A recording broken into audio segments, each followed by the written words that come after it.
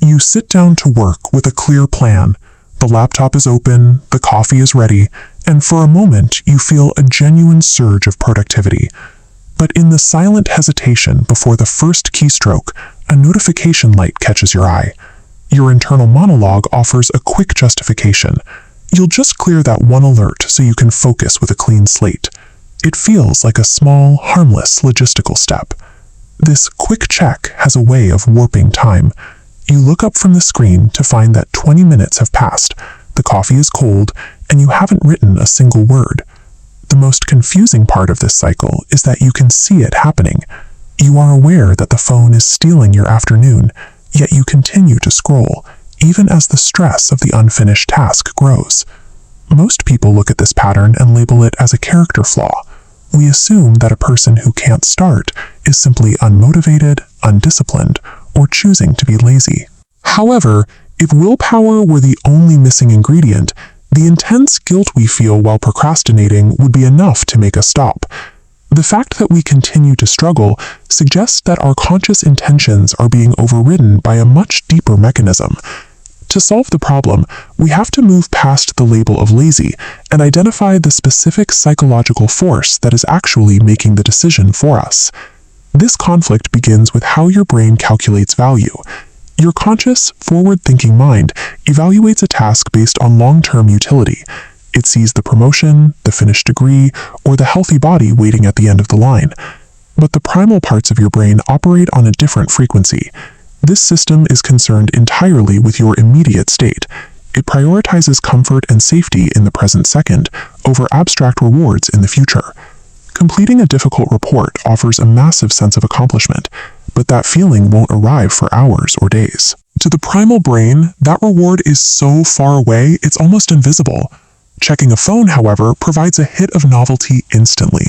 It provides a social update or a burst of entertainment for zero effort, satisfying the brain's craving for immediate feedback. Your internal decision-making system weights the speed of a reward more heavily than its total value. When a small reward is available right now, it often outweighs a life-changing reward months away.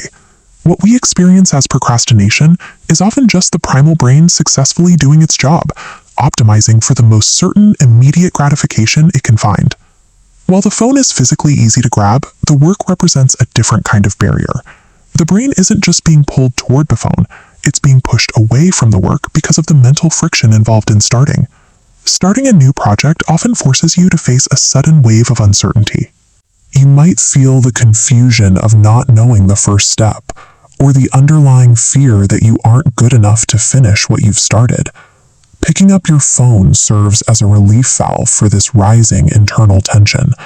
By focusing on a screen, you can switch off the anxiety triggered by the difficult task. Avoidance targets the internal sensation of starting, rather than the external steps of the project.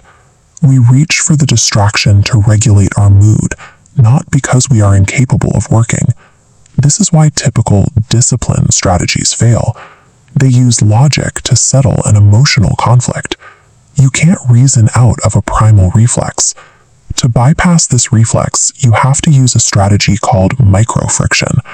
The goal is to shrink the first step until the brain no longer perceives it as a threat.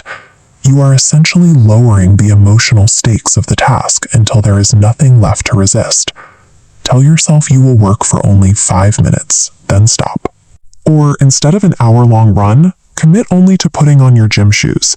These steps are so small they don't trigger the brain's avoidance response. By removing the psychological friction, you deprive the distraction of its power. The phone becomes less attractive, simply because the work no longer feels like something you need to escape.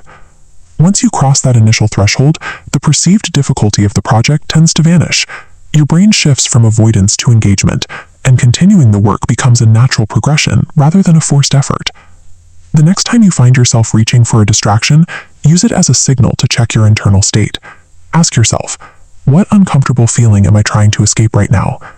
Real progress depends on your ability to navigate that first moment of discomfort.